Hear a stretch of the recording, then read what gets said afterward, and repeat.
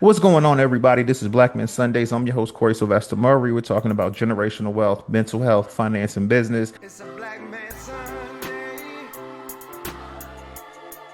Time to put all childish things away. I refuse to be the man I was yesterday. Gotta put my best foot forward and elevate. And before we introduce today's guest, my brother Eric from Huntsville, aka Hunts Vegas. Who do you have for our Black Men Sunday spotlight, my brother? Hey, Corey, I appreciate that warm introduction. Hey, man, I got something for you guys today. I bet you didn't know that the first woman to own a bank wasn't white, but a black woman named Maggie Lena Walker. Now, she was born in 1864 to a former enslaved mother. Maggie didn't just break barriers, she bulldozed over them. And at a time when most black folks couldn't even enter banks, she built her own. Now, in 1903, she founded the St. Luke Perry Penny Savings Bank, giving blacks the power to save, buy homes, and invest in their future when no one else would. Now, Maggie didn't just stop there. She ran newspapers. She opened department stores. She hired black women when no one else would.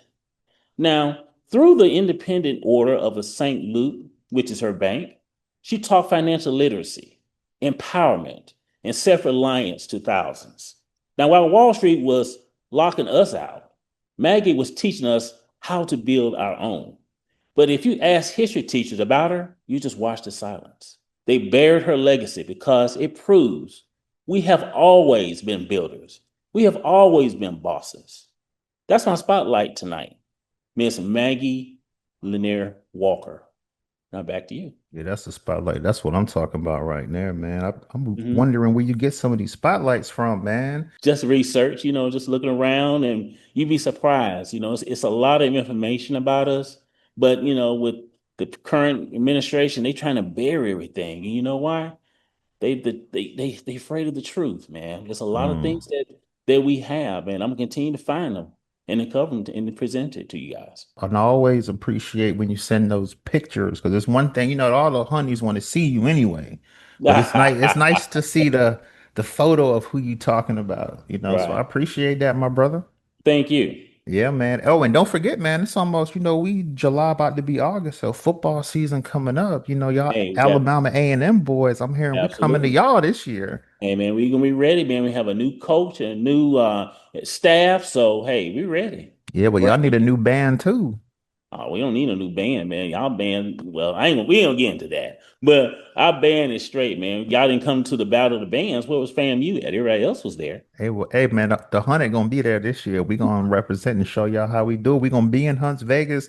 Hopefully, I Okay. can make that trip. Hopefully, we can Hey, fire that grill up so we can see what you've been absolutely. talking about all these years on Black Men Sunday, my brother. Absolutely. And let you see what Huntsville is all about. That's right, man. Well, hey, man, let's go on and introduce today's guest, my brother. Okay. Definitely, man. We talking to Dr. LaTanya White.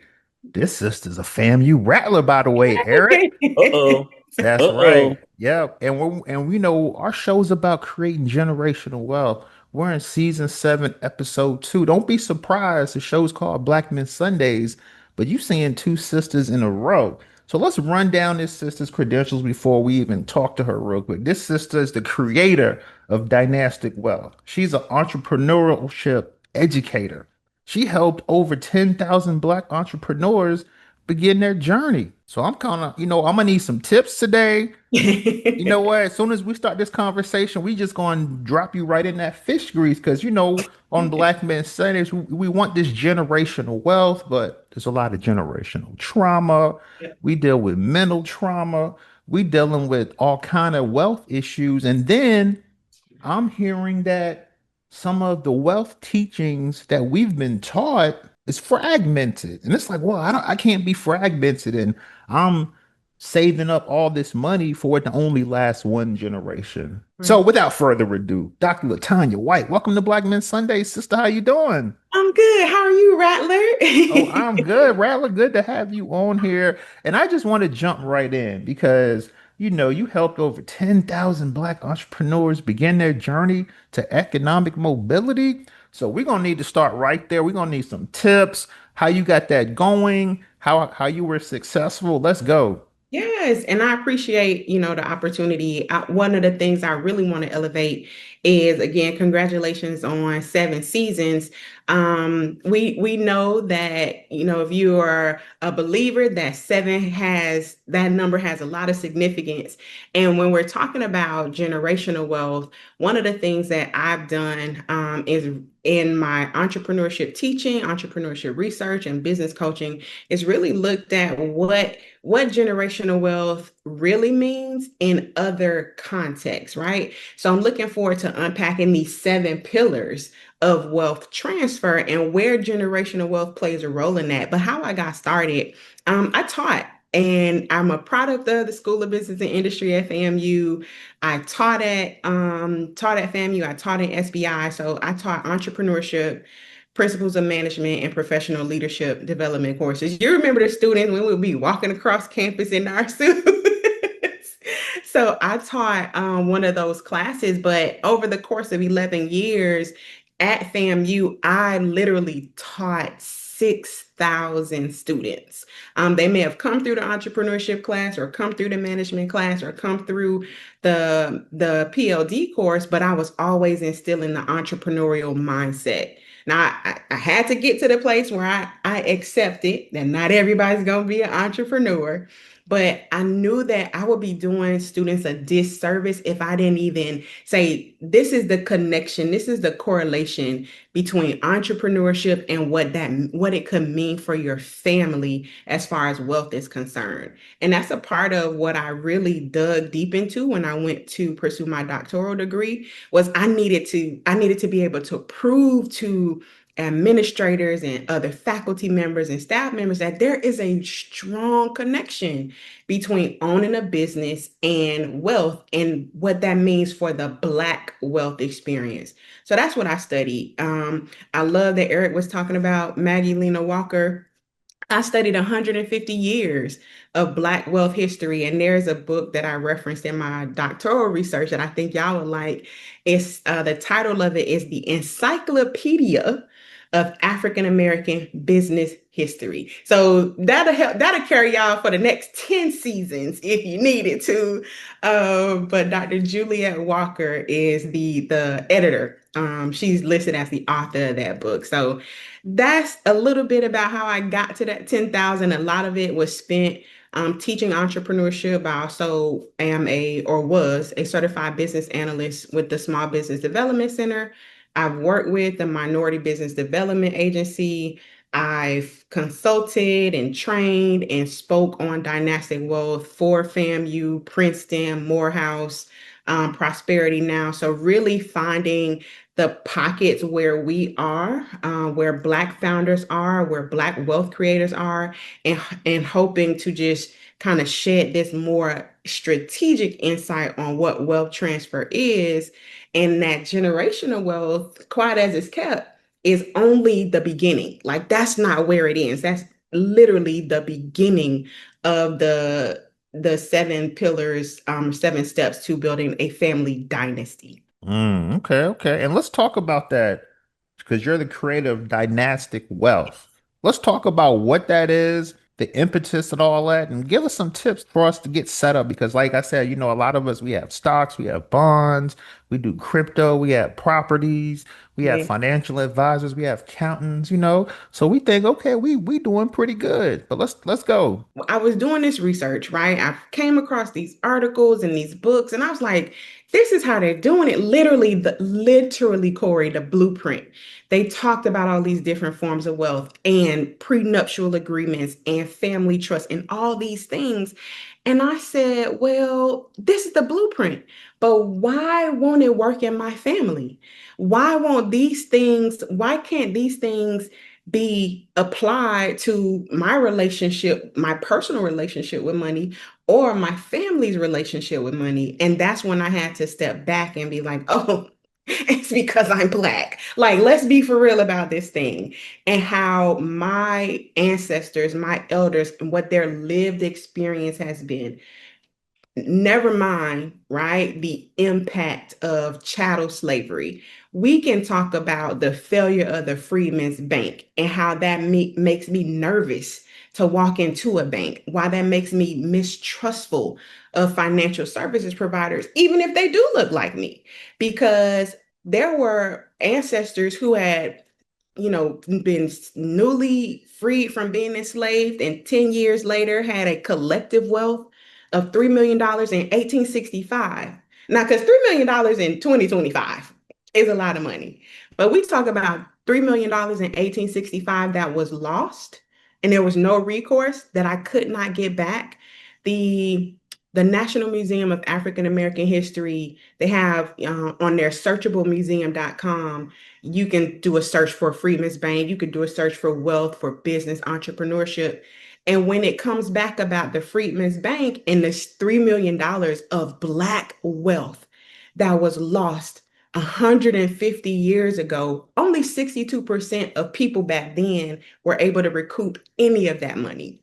Now, what that means for me in 2025, and I hadn't had that experience, that still means I have a deep mistrust, uh, or I can have a deep mistrust of the financial services industry. So when we're talking about passing down wealth, right, I need to be able to speak their language.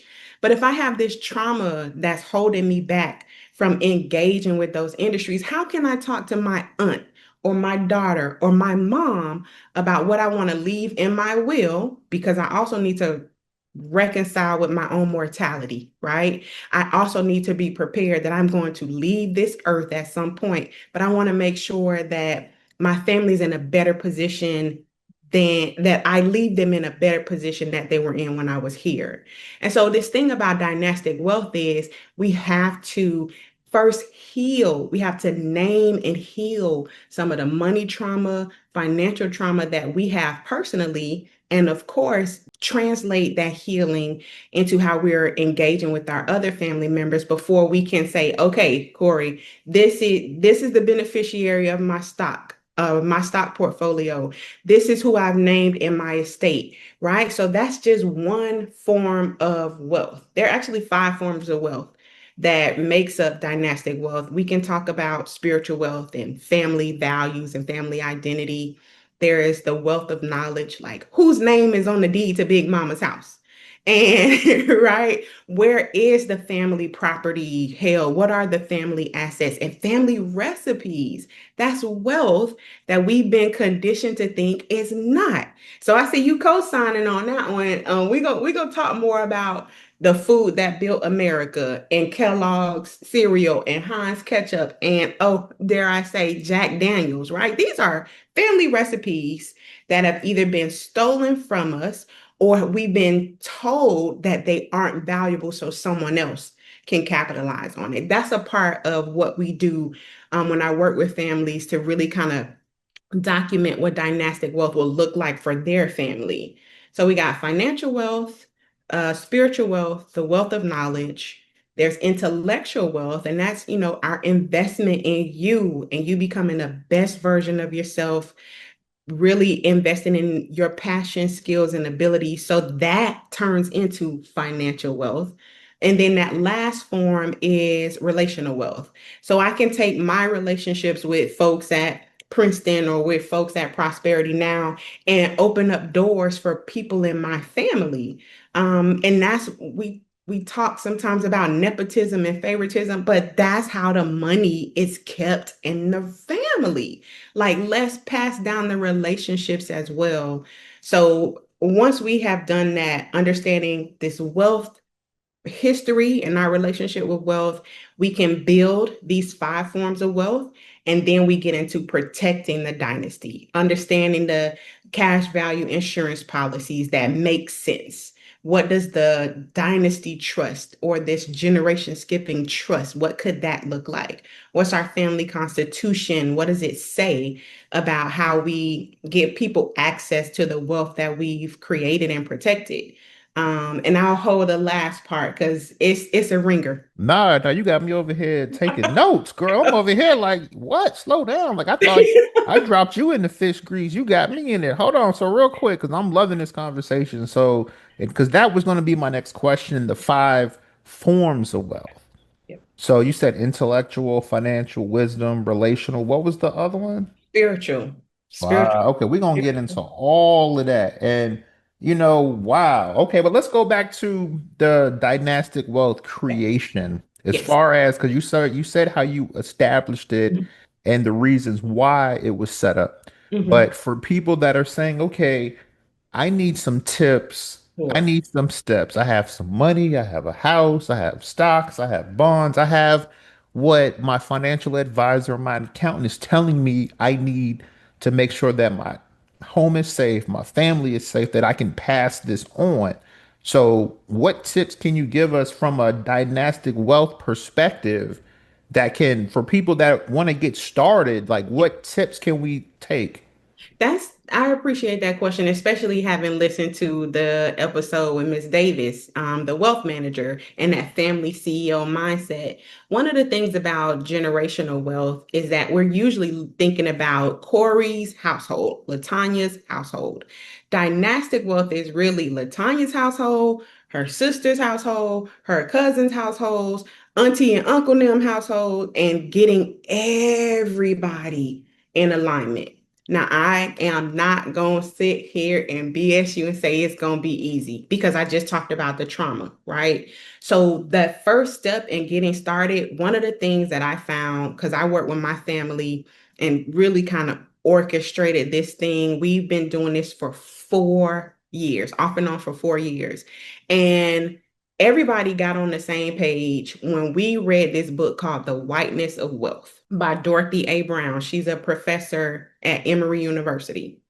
So as crazy as it sounds, the first step is to read this book called The Whiteness of Wealth. I actually have a quiz that may help, kind of start the conversations, but the real idea with dynastic wealth is it's not just your household. This is about the collective family identity because when we talk about the Rockefellers, we are not just talking about the people that live in one house. We're talking about the descendants of John D. Rockefeller and his wife, right? When we're talking about the Walton family or the Walmart family who just reached dynastic status 10 years ago, we're talking about the descendants of Sam Walton. So it's not just LaTanya and Sparrow, that's my daughter's name. This LaTanya as a part of the collective family. So dynastic wealth, that first step is okay, let's get this roadmap quiz. Let's see where we are, how many other family members have this inkling of wanting to get on the same page. And now maybe the two of us can let's read The Whiteness of Wealth. Let's get this knowledge for ourselves. And then it can start to impact how we engage with the family. And that's one of the things that I help to orchestrate is who do you already have buy-in from in the family, because those can be like your stakes in the ground. You're gonna need more than one generation involved, right? And to the extent that you can get someone from each generation to say I support it, we should be doing it, then that can help to keep the esteem, right? Because it's emotionally exhausting to try to carry a family into this place of being aligned and being on the same page about money and wealth. Wow, that's great information. Yeah, because my next question for you, and I'll get to the quiz in a second, but Yeah, for brothers listening, they're like, we got to be real. We're not about to sit down the whole, unless it's Thanksgiving or Christmas and they know right. the checks is coming. We're not about to sit down as a full family. Somebody ain't gonna be able to make it. Somebody's not gonna be available for the Zoom. How can we successfully start this conversation when you have different generations in the room? You have the millennials in the room. You have the Generation Xers in the room. You have the Baby I boomers. mean, come on. Yeah, and so they looking at, the baby boomers looking at the millennials like, y'all don't know nothing. Y'all be all y'all went through was the pandemic and y'all barely went through that. Y'all ain't know how to stay at the house. Like we could have did that. But I'm just saying though, from that point of view, from a simplistic perspective, then you want to have a conversation about the complexities of income and the transferring of wealth because I feel like the problem that I have with the black community, it's hard enough for us to find out what pre-existing health conditions we have in our immediate family. So how are we gonna have a conversation on the financial level and we can't even get the health right?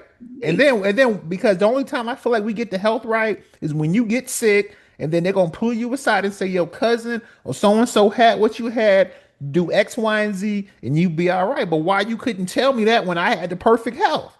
So how are we gonna take it from that perspective now? We talking about sharing money when, I mean, on a simplistic level, Thanksgiving comes up.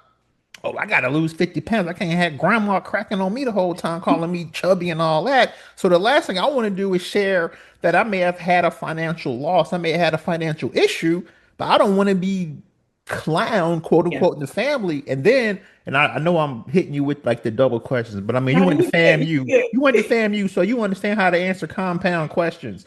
And then on the back end of that conversation, how do we get the family to believe in us and say, okay, because we talked about the family CEO, we struggling to figure out who that person is outside of, well, you make the most money, Yeah. you have the best degree, you have the PhD, so we just gonna put it in your hands. But then you may have a cousin that says, I'm working on my PhD.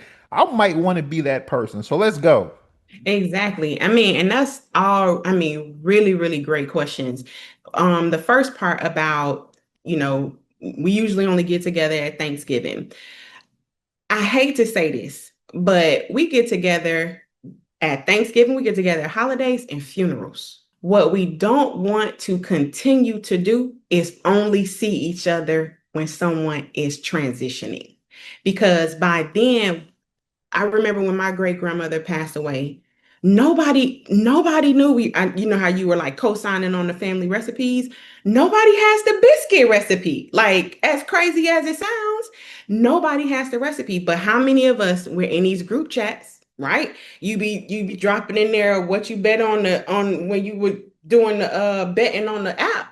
So why we can't drop in there? Well, I was just talking to this sister from FAMU, and she was saying this, that, and the third. We could drop those kinds of things in the group chat as well. We can also be dropping these kinds of, just like we'll share Instagram memes with each other, send those back and forth on Instagram or X threads. We can start sharing things that have been validated, right? Because it's a lot of people in these internet streets, but we can also be sharing that kind of information with each other. Now, we also have to give grace. You're going to have to hold space for not everybody is going to be at the same place where you are on the journey, right? Because you at this point, you're Paul on the road to Damascus, but somebody else is still Peter. Who gonna be betraying somebody 3 times before the rooster crows? You know what I'm saying? Like, just honoring everybody's place and where they are in different spaces on the journey. So holding that kind of grace for someone. I hope that answers the first question, is really leveraging where we are already connected. We're already connected in a group chat. We're already connected on Instagram or social media, sharing memes and things of that nature. And then the second part of it, especially with learning about your own health history in the middle of a health crisis. And to your question, why didn't somebody tell me that? Because of our trauma. Because we've been socialized, right? We've been conditioned that we really have been told that there is nobody that cares about us. Like, we can't even trust our own people. And if we look into the roots and the origin and the basis of that, that's because collectively, our power, and I think Eric said this earlier when he was in the spotlight, they keep the truth from us because they're afraid of our power.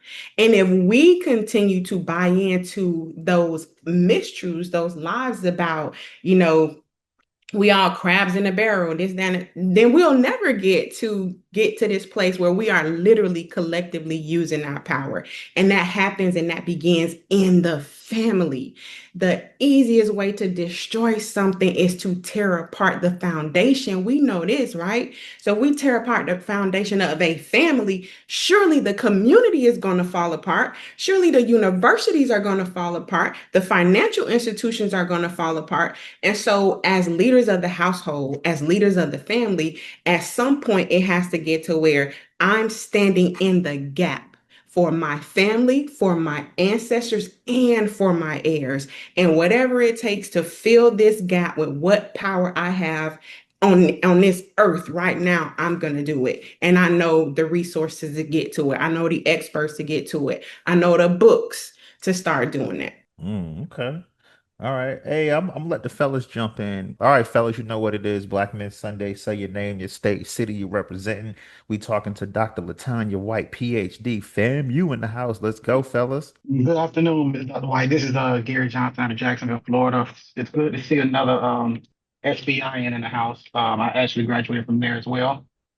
So yeah, so you mentioned earlier about the book. I think that you put a lot of emphasis and a lot of great information on basically just having family come together. I know that a lot of times they get a lot of us together and really talk about financial financial parts that we need to basically get done to grow as a family as a whole.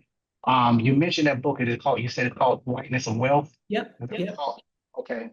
So yeah. So I definitely want to pick that up and read about it. But I guess I just want to get a little bit more information on what type of tips that you can kind of give me as far as how to further approach that because I actually deal with that myself with my family. We don't really get together like you said. It's always some type of either big event or some type of a holiday or something like that. So most of the time, it's a struggle to get us together.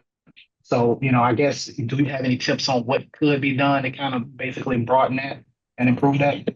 That's a great question. I appreciate that. One thing I want to make sure to start my answer with, Gary, is while you might be the catalyst, you should not be doing it all by yourself. And so what the answer to your question is, okay, do a scan of the family, right? Who's the one that's always in your face taking pictures? Who's the one that's always doing on they're always on their phone, or who's the bookworm in the family. So once you start to really identify what people's natural skills are, for lack of a better term, or the things that they gravitate towards, lean into that. So one of my aunts, we're always like, not another picture, auntie, right? But then we go back when my grandmother passed, we were like, I don't even remember taking that picture. So now that person becomes, say, the family historian. You have the bookworm in the family. You might say, hey, read this book, or have you ever read this book? And maybe the two of you are reading it together, and you are able to start the conversation with the broader family in parallel with the bookworm. So really look at what's the skill set, what's the interest or the abilities of members of the rest of the members of the family, and then pull them in based on what they've already shown themselves to like to do. Because one of the things that I learned when I was introducing my family to the whiteness of wealth, I was always talking about wealth from an entrepreneur perspective, right? But I was the only entrepreneur in the family. So nobody else felt like they could relate to what I was talking about. It wasn't until I read The Whiteness of Wealth, I read it on my own. Sorry about that. I read it on my own. And what I recognized was there's all these other pillars of wealth: home ownership, higher education, elementary education, retirement, employment. And then I saw that there was all of those pillars were represented by different members of my family. I had one aunt and uncle who were sending their child off to college. I had a cousin and his wife who were purchasing their home. My mom had just retired. So what I was able to then do is say, this particular chapter, I think you would really find value in that. But I had to allow everyone's interest to be a part of it instead of me just pushing the entrepreneurship side to it. So the way that I found that to work now when I'm working with families is the catalyst, like the person that's the point of contact. I need to work with you to help you identify, okay, they're always taking pictures. Let's pull them in on the family historian aspect of it. So really thinking about where are other people's natural talents that connect to this family gathering or getting the family on the same page. Sounds good. Well, thank you so much. I appreciate it. For sure, for sure. When I was looking at your bio, I said, what is this wealth roadmap quiz? What is that? So let's talk about that. Yes. So, a question I get all the time is, where do I even start? Because a lot of people, we feel like we don't have anything. We don't have no money. We don't have no wealth. And what I need to talk to an estate planner about. at any point down the line. So the wealth roadmap quiz is really to help first pinpoint that, Corie, this job is not for you to do by yourself. It's really to help get you thinking about who else in my family, who else am I connected to?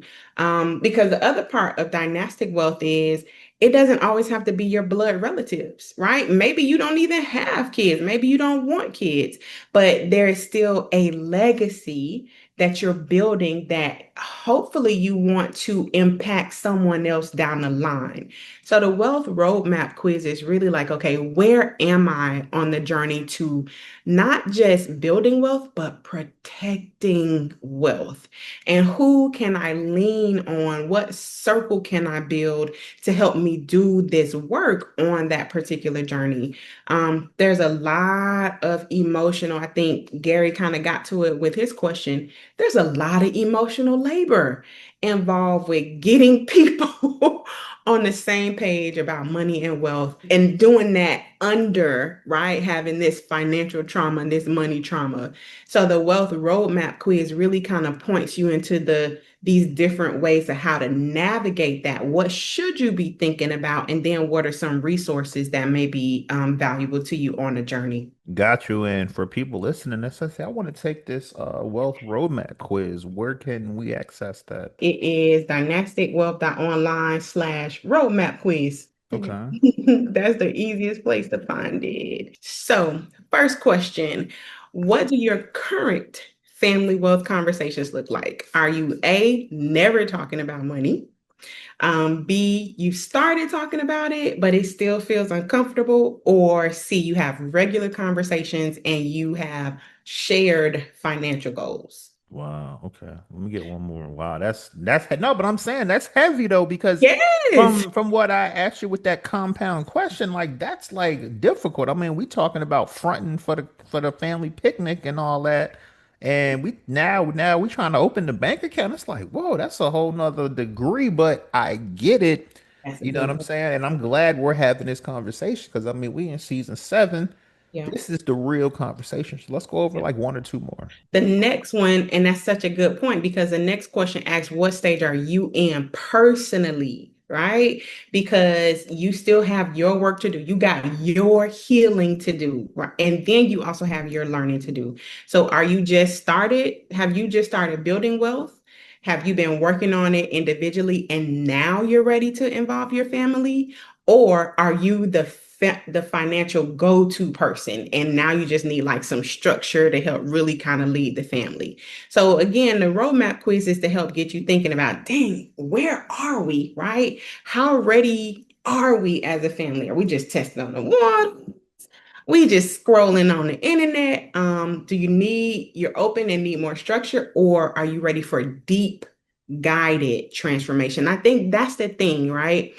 Dynastic wealth, and this really is me leaning on having been in the classroom for 11 years. I taught millennials and Gen Z. Now, Gen Z ran me out the classroom. I'm gonna have to be honest about that. They ran me out the classroom. But but having learned how to engage with different learning styles, you got visual learners, you have your introverts, you have your extroverts. Sometimes those people take up too much space. But a part of that guided transformation is how do we lean into the best versions of everybody's personality, everybody's learning style, and the things that make them hesitant.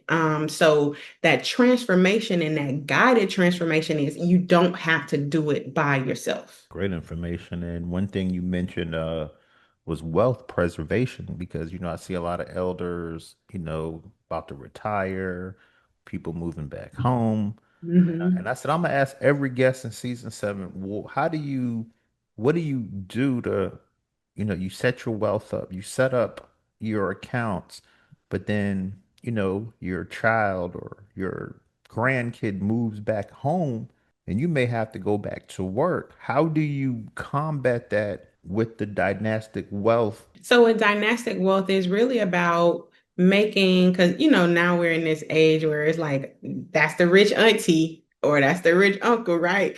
What dynastic wealth does is it moves that wealth creator from being a family ATM into getting other members of the family to be wealth contributors.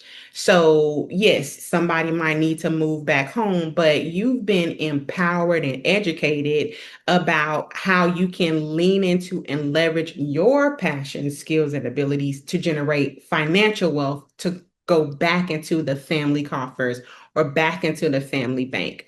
We know there are a lot of other cultures that the way they build and preserve wealth is by everybody staying in the home, right? They live in the compound, they keep the expenses low, but they're stacking their coins. So it's not just because they're cheap or anything like that, it's they're strategic.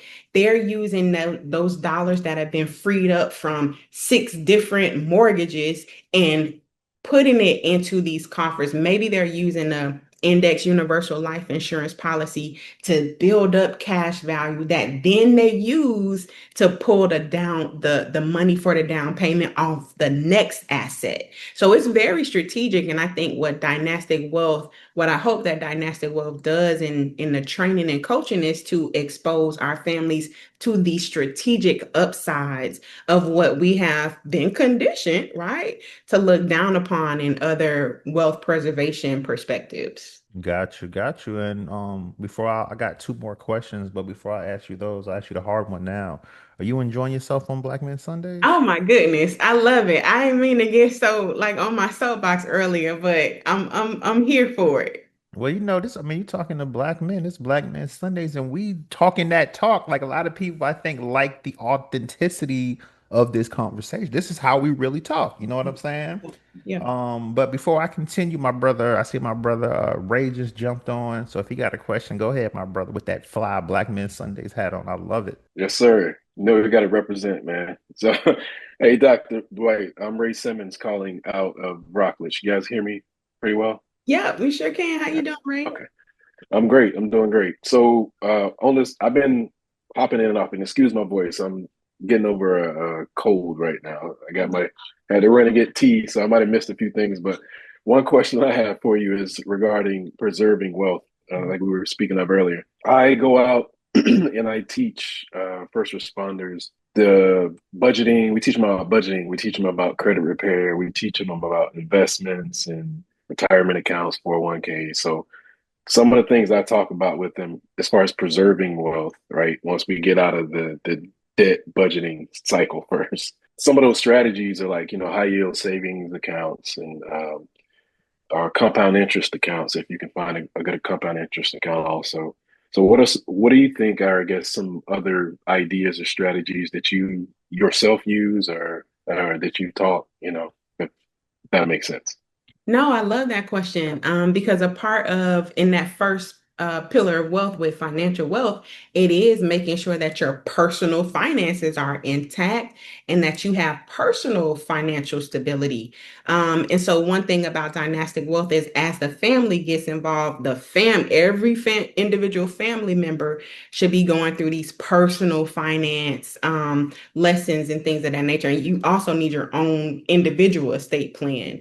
But to your question, definitely the high yield savings accounts, finding ways to not, I don't want to be as fundamental as living below your means, but leveraging, like I want to reframe it and leveraging every opportunity to generate income and revenue as possible. So not burning yourself out to have a side hustle or for two jobs, but let's really tap into what are you good at that we can automate, that we can monetize, that can become this passive income, but it's still adding value to the world. It's not just something you found off the internet and you reselling it. It's actually adding value, but bringing in income as well. So I love what you're talking about with the high yield savings account. I'm a huge fan of whole life insurance policies, especially for people who struggle yeah, we do the debt saving, the snowball, and we do the savings plans, but sometimes people still need to be able to see that it's leaning towards something, right? That it's going to get me somewhere. And while the premiums on index universal life and the cash value life insurance, those premiums are higher, they also are earning interest as well. And then that helps you to build your own bank so that when it's time for the family to come together to have a conversation about a family bank, you have people who are familiar with the experience, they know the language, and they can now be a point of contact or a liaison within the family for that insurance, those insurance needs. So I hope that adds some value to the work that you're already doing. Absolutely. Thank you. Yeah, that was a great answer.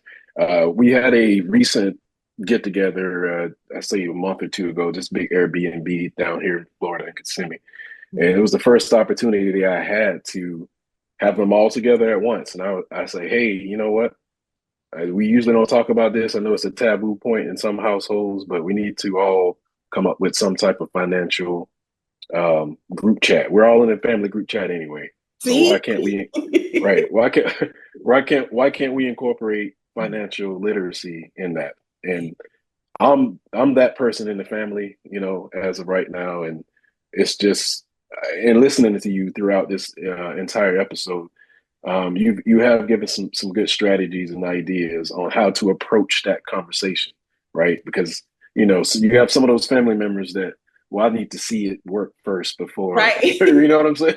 Right. So you got those. So but I guess the hardest part, like I was saying, is uh, taking that first step or that approach on how you want to begin that conversation. So I just appreciate you coming on the show again and giving us some of those gems to help us transition into this, new Absolutely. aspect of financial literacy. Absolutely. I love it. And if I could share one more thing that was a recent reminder of like how difficult, like a personal reminder of how difficult this work can be to be like the go-to person. Um, I have, and not everybody wants to be a part of it, right? And it's different from, well, I'm gonna watch you do it, and then maybe like you got people that's flat out like, I'm good, like, nah, I'm good, right? And so I had to reconcile with that because we are here trying, when we think about everything that's happening around us, we need to be doing some different things from what we have been doing, but still not everybody wants to be a part of it. So one of the things that literally it came to me like I'm just going to have to talk to the individual households. Like make sure to have, because I just talked to my mom the other day about, okay, do you have long-term care insurance? Right? Because it's all gonna happen to it's all gonna happen to us. And then I recognize like, well, I probably need to ask my aunt as well. And then I need to ask my other aunt and then have a conversation with her kids. So then when we do all come together, there is some point of reference where we know that everybody's covered, or we need to be prepared to have a conversation on how to make sure somebody's covered so that we don't get blindsided when something happens. All right. Thank you again. Before I let you go, Dr. LaTanya White, I want to talk about these five forms of wealth Yes. because I feel like on our show we talked about ways of achieving wealth. We've talked about ways of getting professional help to achieve wealth. But I mean, like you told me, the five forms of wealth is spiritual, intellectual, financial wisdom, and relational wealth. Yep. So obviously we know the financial part. Let's talk about, I kind of want to touch on the relational and the spiritual. I feel like over 150 shows, we don't really touch on that. So let's go there. Yeah, I love the opportunity to do that. So spiritual wealth, this is another point of distinction. So generational wealth, as we understand it, is typically about what can you deposit into a bank, or it has a bottom line, it has a number that you can add up. Spiritual wealth is where we get to being more than about just money. We're talking about who are we as a family? What is the identity? what are the values that we live with, that we operate from, but we've never really articulated. We've never said it, right? It's just how we were raised. But where did that come from? And so spiritual wealth is when we're doing this work to, I dig deeper into our family history. So not just, the names that are on the family tree, but do we know those people? Like, do we know that this great uncle actually had a business? And maybe that's where I get my entrepreneurial spirit from. So, spiritual wealth in the context of dynastic wealth is really unpacking the family wealth history. Who were the entrepreneurs? Who were the ones that owned their own homes? Do we still have those homes in the family? Do we know whose names are on the deeds to those homes, like into that property? And what we're really getting into is how do we want to show up in the world? How do we want our heirs, 3 generations from now, who we may never meet, what do we want them to know about us? Because so much of our identity and our history has been lost or is under erasure that we have to be in control of how that information gets documented and protected. Because the literally, as I was doing my dissertation research, I studied first generation entrepreneurs. You literally had to say, like, click on the survey that you're a first generation entrepreneurs. I get into the interview, 7 out of 10 of the entrepreneurs I interviewed said, "Oh, my mom had this side hustle, and my granddad did this thing." And I was like, "But you said you were a first generation entrepreneur." And they said, well, that's how I identified because I felt like I was starting from scratch. It wasn't that they hadn't inherited anything, it was that they didn't have any knowledge about what other people had gone through, what lessons other people had learned. And so there's wealth in that. And so that's really the point where we start talking about wealth preservation as more than just money. And that's spiritual wealth. Relational wealth is more, it's almost it's kind of like social capital on a whole nother level. So relational wealth is where, so Howard University, they have this grant. And they're in their third year of this grant, the third year of this HBCU entrepreneurship conference. So my daughter is 10 years old and she came with me to that conference. She came and she saw me speak. I introduced her to the conference organizer, to some other HBCU faculty members, because what relational wealth is making sure that our nieces, nephews, our mentees, like the people that we influence, can show up as their best selves in the spaces where we are already comfortable. We take for granted, right? The road that it took us to get over our fear of public speaking, or we take those things for granted, but how helpful and valuable would it have been if I had been in the room with a public speaker who's already in my family and I could learn from her or from their expertise on my journey to becoming something, something similar. Relational wealth is also really looking at leadership development and philanthropy. Like, we have to introduce our families to philanthropy at an earlier age. It doesn't have to be when we're in our 60s and 70s, because there's a real direct correlation between family wealth and philanthropy. And that's a whole nother episode, but we could talk about the Rockefeller Family Foundation, the Walton Family Foundation, the all these other family foundations, because that's another place they're preserving their wealth. Yeah, I love how you went there. We definitely have you back to talk about that. We've touched on it, but we didn't do a show on it. It was an element of a conversation that we were having. So I appreciate that. Wow, wow. My last question for you is, because I've heard people discuss where they may talk financially Mhm. in front of the family, but then I hear, you know what?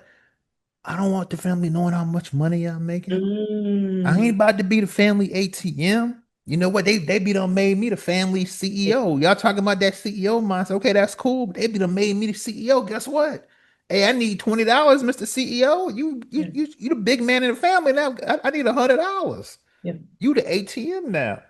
So how do we get over? Because I feel like that's still a form of trauma. Okay, It we is. don't help put you through school. We don't help you study. We don't draw you to football practice, whatever, violin practice, whatever you do. It's like, okay, you're in that spot. We need some money. Yep. How do we get over that trauma to where it's more of a professional? Because I feel like on a real, if it was like a more professional setup with it, Hmm.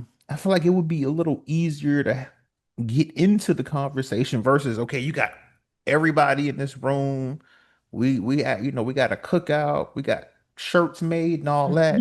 It's hard to have that conversation because not people ain't gonna keep it real. Oh, Yeah. I'm making this. Oh, you say I got the Gucci on, I got the Gucci shoes, Gucci belt, da da da da da. Yeah. But can I can't, but I don't have $5 for you. But I'm just saying on the real level, how do you get past that to the mature, elevated, dynastic conversations? So remember I mentioned that ringer earlier? I think the ringer is the answer to your question. So these families, and if I hadn't said it already, it takes 3 generations for a family to become a dynasty. So this ain't nothing that's going to happen overnight necessarily. Now, you might have 3 generations involved in the conversations and named in like the family constitution and all those things, so that can get us there. But they don't have family reunions. Ain't nobody worrying about no what's your t-shirt size? Do you have your ticket for the cookout? Are you contributing to the scholarship banquet this year? They ain't talk about those things. They're having family retreats. And so a family retreat, and especially for us, right, who are navigating financial trauma and don't even know it, we can still have the fellowship. We can still, make sure that it's auntie's macaroni and cheese. Like, who made the macaroni and cheese? We can still do those things and build in time to have these discussions. So by the time a family is ready to have a family retreat, where there is an agenda, right? And on the agenda is a family wealth conversation and not just the scholarship banquet or the cookout. By the time you get to having a family retreat, you've already exposed your family to education. So you won't have a successful the outcome of that conversation won't be as successful unless we help people take the blinders off, unless we help people to unlearn. So really, my first point of contact when I'm working with families is to go through the history of Black wealth experience in America.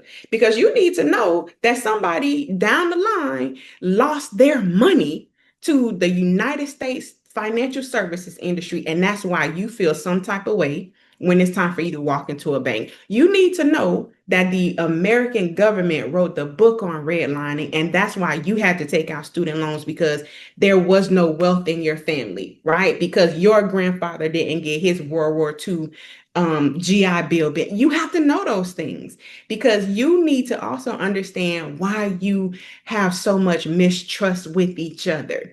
Because it was 9 children that grandma had, and only one of them name was on the deed to the house.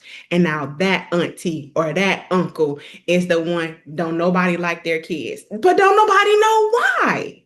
So we have to have those conversations. We have to have that education before we can get to the place where, okay, this is something that we might need to consider to preserve our family wealth. And those conversations happen at the family retreat. Wow. And what about the I touched on it, the jealousy point of view of, okay, well, you know what? You appointed him and her the CEO, but I'm on that person's level too. Why not me? And that's where, so a part of the work that I do is financial therapy. So this is where we take these therapeutic models for healing, for reconciliation, and you apply them to your relationships with money.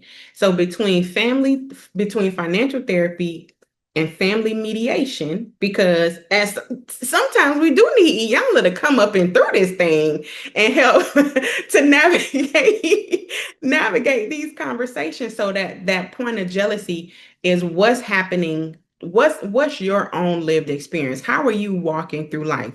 Because we think about a lot of times people are reacting, not they you aren't reacting to me.